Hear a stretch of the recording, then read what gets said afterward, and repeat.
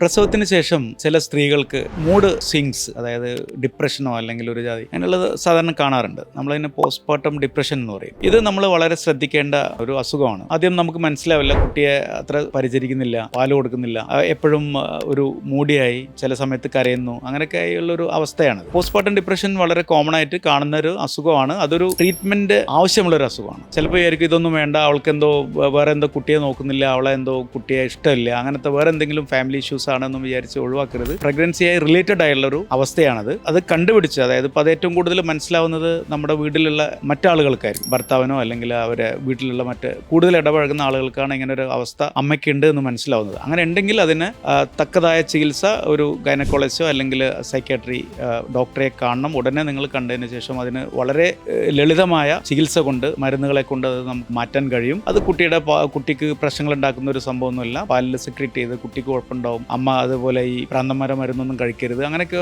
തോന്നുന്ന ആളുകളുണ്ട്, അങ്ങനെയൊക്കെ പറയുന്ന ആളുകളുണ്ട്. പക്ഷെ അതൊന്നും അല്ലാത്ത രീതിയിലുള്ള വളരെ സിമ്പിളായ മെഡിസിൻസ് ഉണ്ട്. അത്തരം മെഡിസിൻസ് എടുക്കണം. ഒരു ഹാർട്ട് അറ്റാക്ക് പോലെ അല്ലെങ്കിൽ ബാക്കിയുള്ള എന്തെങ്കിലും ഡേഞ്ചറസ് ആയ ഒരു അസുഖം പോലെയാണ് പോസ്റ്റ്മോർട്ടം ഡിപ്രഷൻ. കാരണം സൂയിസൈഡ് കോമൺ ആണ്. അപ്പോൾ അതുകൊണ്ടാണ് പറയുന്നത്, അവർ മാത്രമല്ല, ഇപ്പം കുട്ടിയും കൊണ്ട് ചിലപ്പം അവർ ജീവനൊടുക്കുകയൊക്കെ ചെയ്യും. അപ്പോൾ അങ്ങനത്തെ ഒരു അവസ്ഥയിൽ വളരെ കെയർഫുൾ ആയിരിക്കണം. അപ്പോൾ അതൊരു ഹാർട്ട് അറ്റാക്ക് പോലെ പെട്ടെന്ന് ആൾ മരിക്കുക, അങ്ങനത്തെ ഉള്ളൊരു അവസ്ഥ നമ്മൾ ചിന്തിച്ചിട്ടുണ്ടല്ലോ. അപ്പോൾ അതേപോലെ ചികിത്സ ആവശ്യമായ ഒരു അസുഖമാണ്. അപ്പോൾ പ്രത്യേകം ശ്രദ്ധിക്കണം. മറ്റുള്ളവർക്കാണത് കണ്ടുപിടിക്കാൻ കഴിയുക, ചിലപ്പം അമ്മയ്ക്കത് മനസ്സിലാവില്ല.